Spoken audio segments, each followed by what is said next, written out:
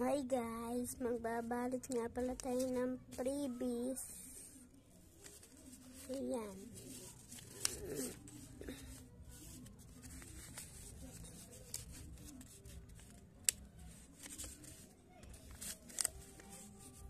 Hindi ko mabalot ng isa lang kamay.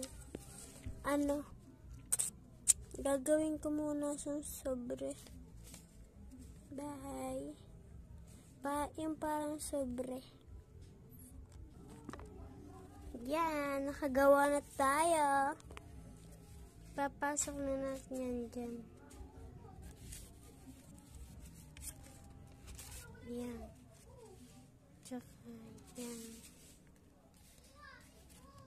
Tsaka yan.